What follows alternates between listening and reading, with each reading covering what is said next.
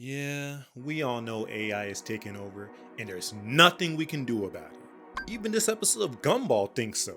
But what if I told you that there is still a light at the end of the tunnel?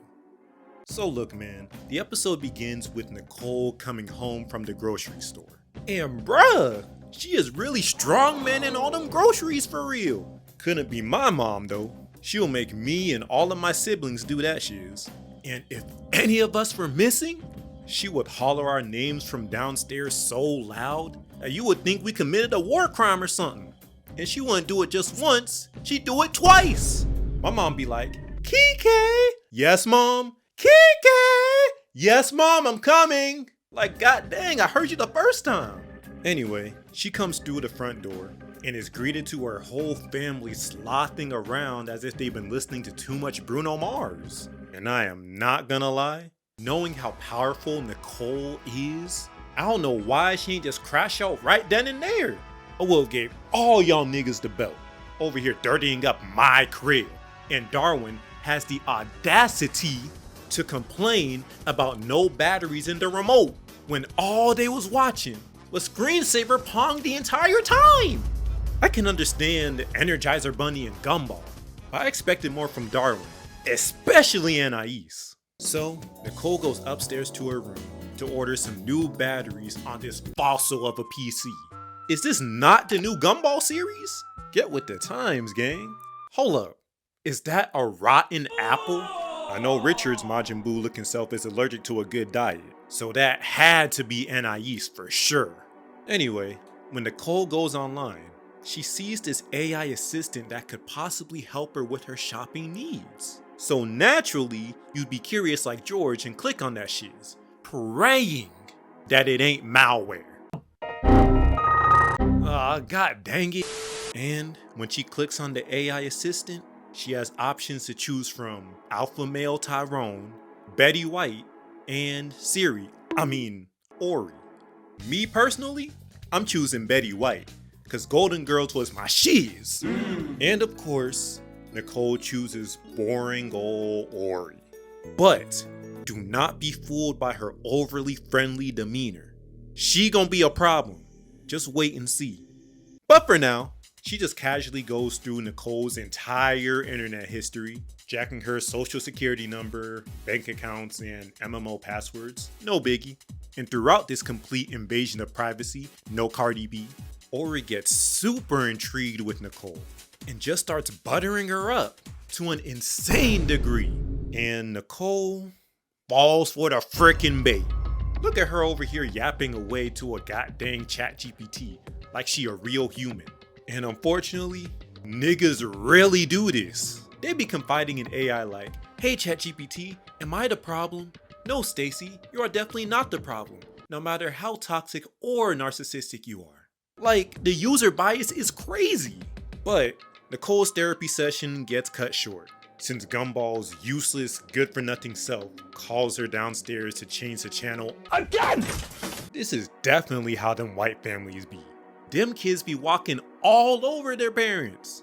If Nicole was black inside, rage mode would be on 24/7, non-stop belt to ass. But nah, just hear this little exchange between Nicole and Ori. Oh, I forgot. Too bad I can't return my family online. Yeah, too bad. Yeah, she definitely getting ready to do that very thing later. Except, so much worse. Either way, Ori orders the batteries for Nicole and just casually inserts herself into Nicole's phone too. Golly, intrusive much?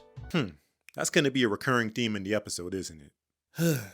So, now they're at the mall, the world of low self-esteem and broken dreams. And Ori just continues to do the absolute most, calculating the best optimal route for Nicole to go and get what she needs. And I ain't gonna lie, that's kinda cool, I can't even cap. But you know what isn't cool? Making me ride on one of them pooper scooters. Every time I see a big-bodied old person riding on one of those things, it be making me want to run a whole 6-minute mile for 39 miles. You do the math on that one. Anyway, Nicole inevitably takes the scooter after Ori just begs, and I mean begs her to get on it, immediately making that joint dash at the speed of light, looking like the laser whiz from Sonic Colors. Very fun game, by the way. Baldy nose hair! So they're just zooming through the aisles, trying to get all the sales as fast as possible, while causing waves of disaster in the process. My nigga, is that Donald Trump? Shoot, even in the Gumball universe he has a toupee. Nah, matter of fact, that's a whole wig. So, as they're continuing to blitz past everything, scooping up an on-sale umbrella for some reason, they start riding on top of the frickin' shelves. But when Nicole sees that the checkout lines are completely full with nowhere else to go, she thought all that built up momentum was gonna be lost. Shoot, I thought the same thing. Gaining all that momentum in a Sonic game just to hit a wall is the worst feeling in the world, bruh. But luckily, Ori does online checkout without permission, of course. And then...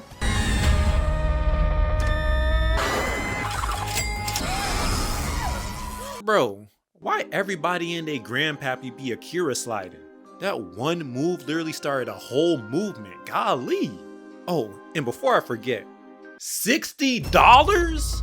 I could only dream. Shoot, if my groceries are finna be that cheap, give me an Ori too. I don't care if she might potentially unalive me later in the episode. I need that. So, after that crazy burst of adrenaline, Ori's greedy self is ready to keep the party moving. But Nicole is worried about her family. Rightfully so, too, because this is how they're currently living at the moment. Richard, you are a terrible excuse for a dad.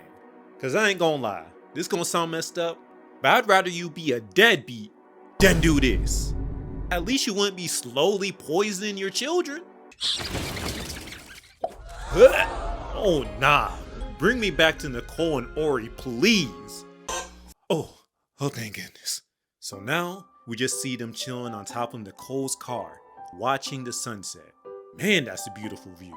And Ori is a little too tapped into the weather forecast. Well, duh, she is an AI, right? Of course she'll be tapped in. But you remember that on-sale umbrella they got earlier? Yeah, Ori makes Nicole take out the umbrella literal seconds before it starts raining, exposing her to this absolutely stunning view. But Nicole got a big ass head, so I know that umbrella ain't doing her too much justice. Anyway, after ending the day on a very beautiful note, Nicole says this. Well, Ori, I wish we could hang out for real.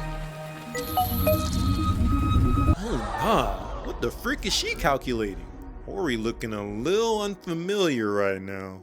But who knows, maybe I'm just blowing it out of proportion. It can't be that bad, right? So, it's the next morning and... Ugh, why the heck did the sun pop up like that?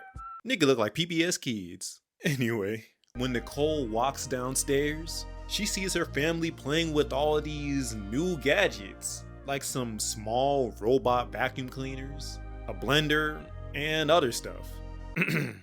With Nicole's money, by the way. Nah, Ori definitely a problem. I'll stick with ChatGPT, thank you. Well, hey, she may have been emptying out Nicole's bank account, but at least she got her a whole VR headset. Now she out here in the metaverse, and she got an anime version of herself as an avatar. Oh, and remember when Nicole said, Well, Ori, I wish we could hang out for real. Now, that's a reality, because Ori is here, in the virtual flesh, with her me-looking ass. But after finally putting some hair on her head, she gives Nicole the same kind of dress as her. Dang, what if I want to wear something different though? And takes her all across the many VR chat rooms. But while they were chilling in a random hot tub riding across Saturn's ring, Nicole gets a little danger alert because her family is acting a damn fool. Why did she marry this wad of bubblegum again? But Ori made sure to hide that junk with the quickness. Ori, we saw that. That's why Nicole takes off the headset anyway with your Hatsune Miku looking ass. And I mean, it's very noble of Nicole to do that and all. But Ori is not having it. She said, won't. So, while Nicole is trying to clean up after her family of liabilities, Gumball tells her to look outside the window. And what does she see? A god-dang Tesla. Oh no, anything but Elon. Shoot, where did Ori even get the money to afford this in the first place? Dang, she straight GTA'd that nigga. Wait. Was he sitting in the passenger seat? You definitely deserve to get your whip stolen. What the heck is wrong with you? Anyway, they're all about to go take it for a spin until Ori warns Nicole that someone left the oven on in the house. So when she leaves to go and briefly check on it, she quickly realizes that that was a goddamn lie. Cause Ori straight up skirts off and locks the car doors, freaking holding her family hostage. But Nicole is not gonna stand for that, sprinting as fast as she can, leaping on top of the car. But AI is freaking crazy though, cause once Ori tells Nicole to put on her VR headset again, we're greeted with total virtual chaos.